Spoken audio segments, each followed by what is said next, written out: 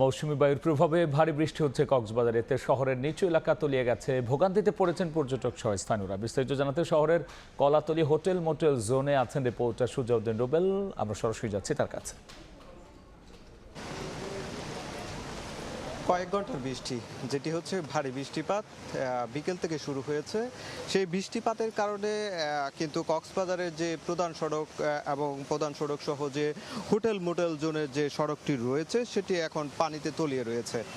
আপনারা ঠিক লক্ষ্য করবেন, এটি হোটেল মোটেল জোন, যেখানে প্রায় 4 শতাধিকের বেশি হোটেল মোটেল এবং প্রায় 1.5 শতাধিকের বেশি রেস্টুরেন্ট রয়েছে। সেই সড়কটি, যে 4 লেনের যে সড়কটি, এক পাশে কিন্তু পানিতে পুরো তলিয়ে রয়েছে। এখানে হোটেল মোটেল থেকে যারা মানুষজন, যারা পর্যটক বেড়াতে এসছেন, তারা কিন্তু বের হতে পারছেন না।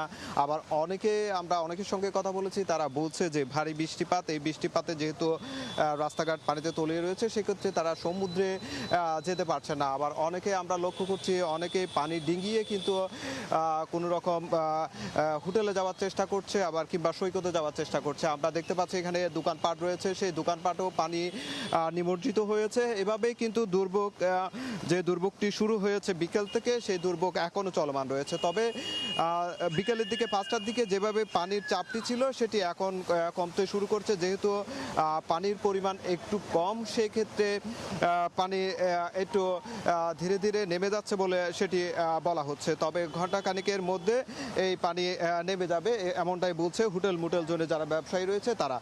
তবে যেহেতু বৃষ্টিপাত হচ্ছে, ভারী বৃষ্টিপাত হয়েছে, সেক্ষেত্রে পাহাড় ধসের আশঙ্কা রয়েছে। আমরা লক্ষ্য করেছি শহরের অলিগলি থেকে শুরু করে যে রাস্তাঘাটগুলো রয়েছে, সেখানে মাইকিং হচ্ছে। যেহেতু ভারী বৃষ্টিপাত হচ্ছে, এই বৃষ্টিপাতের কারণে পাহাড় ধস হতে পারে। সেই পাহাড় ধসের আশঙ্কায় যাতে পাহাড়ের পাদদেশে যারা ঝুঁকিপূর্ণ বসবাস করছে তাদেরকে সরে যাওয়ার জন্য জেলা প্রশাসন পক্ষ থেকে বলা হয়েছে মাইকিং করে। তো এই ছিল আমার কাছে হোটেল মোটেল জোন থেকে সবশেষ। আমরা সরাসরি ছিলাম কক্সবাজারে।